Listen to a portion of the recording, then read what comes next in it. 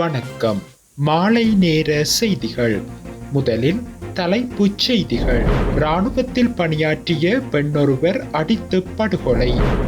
மருந்துகளின் பற்றாக்குறையுடன் போராடும் சுகாதார அமைச்சு. தேங்காய் விலை அதிகரிப்பால் ஆலயங்களில் தேங்காய்க்கு பதிலாக இளநீர். சிறுவர்களை விளம்பரங்களுக்கு பயன்படுத்த தடை. அமுலுக்கு வரும் புதிய சட்டம். தென்னிலங்கையை உலுக்கிய சம்பவம். கழிவறைக்குள் சிக்கிய சிறுமியின் சடலம்.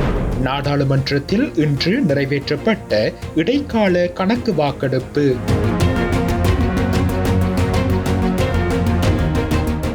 தொடர்வென விரிவான செய்திகள்.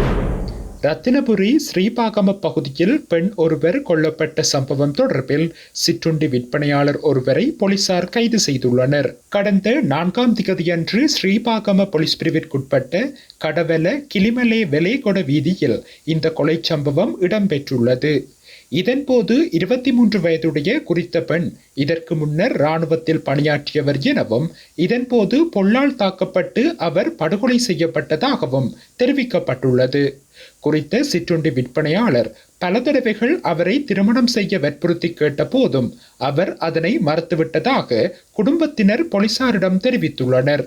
சம்பவத்தின் போது குறித்த யுவதி ரத்தினபுரி நகருக்கு சென்று கொண்டிருந்த போது பின்னால் வந்த சந்தேக நபர் தாக்கி கொலை செய்துள்ளார் என தெரிய வந்துள்ளது. கொலைக்கு பயன்படுத்திய பொல்லினை போலீசார் கண்டுபிடித்துள்ளதுடன் சம்பவம் நடந்த இடத்தில் இரத்தக்கரைகளும் காணப்பட்டுள்ளன. மேலும் சம்பவம் தொடர்பான மேலதிக விசாரணைகளை ரத்தினபுரி போலீசார் மேற்கொண்டு வருகின்றனர். சுகாதார அமைச்சு பல அத்தியாவசிய மருந்துகள் உட்பட பல மருந்துகளின் பற்றாக்குறையுடன் போராடுவதாக தகவல்கள் வெளியாகியுள்ளன. அமைச்சின் மருந்து விநியோக பிரதிப்பணிப்பாளர் நாயகம் ஜி விஜயசூரிய இதனை குறிப்பிட்டுள்ளார். மருந்து பற்றாக்குறையால் பல மருத்துவமனைகள் பாதிக்கப்பட்டுள்ள நிலையில் இந்த பிரச்சினைக்கு தீர்வு காண்பதற்கான நடவடிக்கைகள் நடைமுறைப்படுத்தப்பட்டு வருவதால் நிலைமை கட்டுக்குள் உள்ளது என்றும் அவர் கூறியுள்ளார். மருத்துவ விநியோக பிரிவில் தற்போது சுமார் 130 மருந்துகள் பற்றாக்குறையாக உள்ளன. அதே நேரத்தில் மருத்துவமனைகளில் சுமார் 85 மருந்துகள் பற்றாக்குறையாக உள்ளன என்றும் அவர் சுட்டிக்காட்டியுள்ளார். பற்றாக்குறையை எதிர்கொள்ளும் சில மருந்துகளுக்கு மாற்றீடுகளை பயன்படுத்த அமைச்சகம் பரிந்துரைத்துள்ளது என்றும் அவர் கூறியுள்ளார். எனினும் 14 உயிர்காக்கும் மருந்துகளுக்கு தட்டுப்பாடு இல்லை எனவும் விஜயசூரிய குறிப்பிட்டுள்ளார். இலங்கையில் தேங்காய் விலை அதிகரிப்பால் பக்தர்கள் கதிர்காமம் ஆலயத்திற்கு முன்பாக சிதறு தேங்காய் உடைப்பது 90% குறைந்துள்ளதாக தெரிவிக்கப்படுகின்றது. கதிர்காமத்திற்கு வழிபடச் செல்லும் பல பக்தர்கள் பூஜை பொருட்களுடன் சிதறு தேங்காய் உடைக்க மறக்க மாட்டார்கள். அத்தோடு கதிர்காமத்திற்கு சென்று சிதறு தேங்காய் உடைக்காதவர்கள் இல்லை என்றே கூறலாம். இந்நிலையில் நாட்டில் தற்போது தேங்காய்களின் விலை உயர்வை கருத்தில் கொண்டு பக்தர்கள் சிதறு தேங்காய் உடைப்பதை தவிர்த்து வருவதாக கூறப்படுகின்றது. தற்போது கதிர்காமம் பிரதேசத்தில் தேங்காய் ஒன்று 160 ரூபாவிற்கு விற்பனை செய்யப்படுவதாக கூறப்படுகின்றது.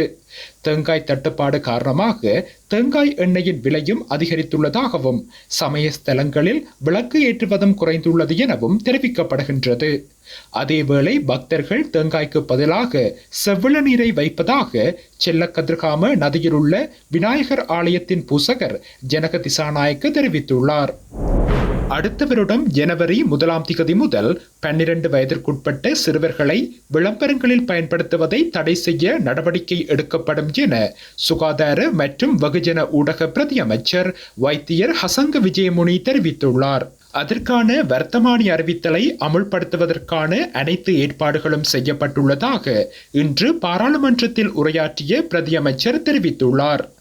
குறிப்பாக 12 வயதுக்குட்பட்ட சிறுவர்களை ஜனவரி 1ஆம் திகதி முதல் விளம்பரங்களுக்கு பயன்படுத்துவதை தடுப்போம்.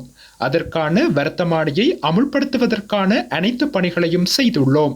ஏனெனில் கடந்த அரசாங்கங்கள் இதனை 7 தொடக்கம் 8 வருடங்களாக இழுத்தடிப்பு செய்தன. கடந்த வாரம் நாங்கள் ஒரு முடிவை எடுத்தோம். அதை நாங்கள் இழுத்தடிக்கப் போவதில்லை. ஜனவரி 1 முதல் இதை அமுல்படுத்துவோம் என்றும் தெரிவித்துள்ளார். கம்பகாவில் சிறுமியொருவர் கொலை செய்யப்பட்ட நிலையில் சடலம் போலீசாரினால் கண்டுபிடிக்கப்பட்டுள்ளது.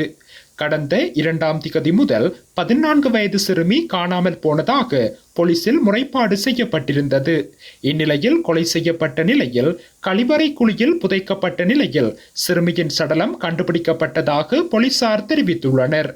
இந்த கொலையில் தனது 2வது கணவர் மீது சந்தேகம் உள்ளதாக உயிரிழந்த சிறுமியின் தாயார் தெரிவித்துள்ளார். அதற்கமைய முறைப்பாடு செய்த பெண்ணின் 2வது கணவர் சந்தேகத்தின் பேரில் கைது செய்யப்பட்டுள்ளார். சிறுமியை கொலை செய்து வீட்டின் பின்புறத்தில் உள்ள கழிவறையில் சடலத்தை வைத்து கான்கிரீட்டால் மூடியிருப்பதாக சந்தேக நபரிடம் மேற்கொள்ளப்பட்ட ஆரம்பகட்ட விசாரணையில் தெரிய வந்துள்ளதாக போலீசார் தெரிவித்துள்ளனர்.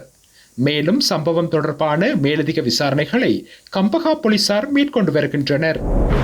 2025ஆம் ஆண்டுக்கான முதல் 4 மாதங்களுக்கான அரசாங்கத்தின் இடைக்கால கணக்கிற்கான வாக்கெடுப்பு நாடாளுமன்றத்தில் இன்று வாக்கெடுப்பின்றி நிறைவேற்றப்பட்டுள்ளது.